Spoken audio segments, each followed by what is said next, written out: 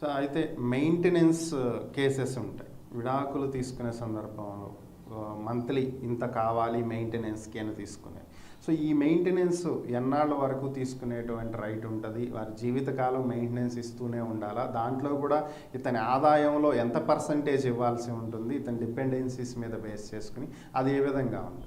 మనవర్తి కావాలని 120 కింద కోర్టులో ఫైల్ చేసిన తర్వాత మనవర్తి మెయింటెనెన్స్ యాక్ట్ ప్రకారం, మనవర్తి చట్ట ప్రకారం భర్త మీద భార్య వేస్తాయి. 90% కేసులన్నీ అయ్యే కేసులు. అయితే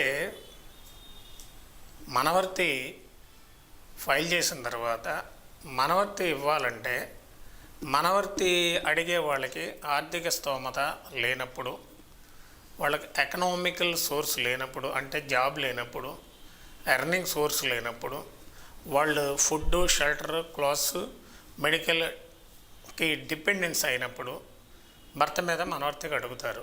పిల్లల చదువుల కోసం, మెయింటెనెన్స్ కోసం అడుగుతారు. అలాంటప్పుడు మనవర్తి ఇచ్చేటప్పుడు కోర్టులు మనవర్తి అడిగే వాళ్ళకి ఏమీ లేదు, వీళ్ళు గడవడానికి కూడా ఇబ్బందిగా ఉంది, చదువులకు ఇబ్బందిగా ఉంది, మెయింటెనెన్స్కి ఇబ్బందిగా ఉంది అన్నప్పుడు మనవర్తి ఇమ్మని ఇంటీరియం రిలీఫ్ అయ్యే ఫైల్ చేసి తాత్కాలిక ఆయన ఉత్తర్వుల ద్వారా కొంత మనవర్తి తీసుకుంటారు. హస్బెండ్ మనవర్తి అడిగేటప్పుడు ₹1,00,000 జీతగాడైతే వీళ్ళు జనరల్గా ఒక 50,000 అడుగుతారు. అప్పుడు కోర్టు ఆ పరిస్థితుల్ని, సర్కమ్స్టెన్సెస్ని గ్రౌండ్స్ మీద ఆధారం చేసి ఎంతో కొంత గ్రాంట్ చేస్తారు. మనవర్తి గ్రాంట్ చేయకుండా ఉండరు, కంపల్సరీగా చేస్తారు. ఆ మనవర్తి ఇవ్వాలి. అది ఎన్ని సంవత్సరాలంటే సూట్ ఉందని చెప్పి, ఎన్సీపీ ఉన్నని చెప్పి మనవర్తి ఇస్తూనే ఉండాలి. అప్పుడు వాళ్ళు ఎప్పుడు మనవర్తి క్లోజ్ అయిపోద్ది అంటే వన్స్ ఫర్ ఆల్ ఇద్దరు విడాకులు తీసుకున్న తర్వాత ఆ వైఫ్కి ఆ రైట్ కట్ అయిపోతుంది. అప్పటి వరకే ఇవ్వాల్సిందే, ఇస్తారు, పిల్లలకు కూడా ఇస్తారు. ఓకే, డైవర్స్ అయిపోతే ఇక మెయింటెనెన్స్ ఇవ్వాల్సిన అవసరం, మెయింటెనెన్స్ యాక్ట్ కింద ఫైల్ చేస్తారు. డైవర్స్ అయిపోతే ఇంకా అప్లై కావు.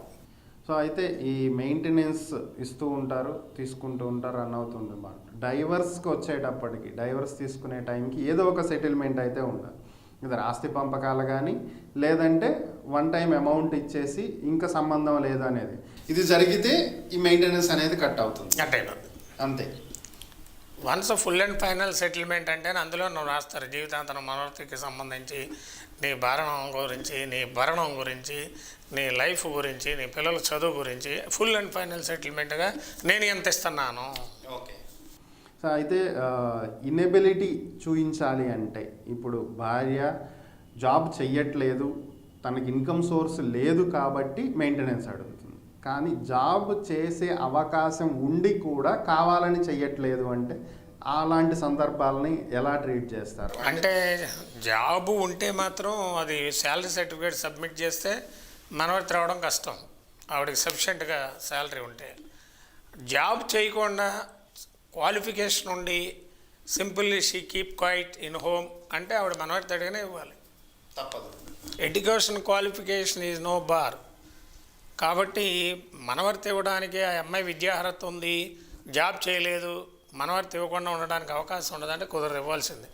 జాబ్ చేసి ఫుల్ అండ్ ఫైనల్గా అన్ని సఫిషియెంట్గా ఆవిడకు ఉండి, ఎర్నింగ్ ఉండి, ఆరోగ్యం ఉండి, షెల్టర్ ఉండి, క్లాత్స్ ఉండి, అన్నీ ఉంటే జనరల్గా కోర్టులు కన్సిడర్ చేయవు.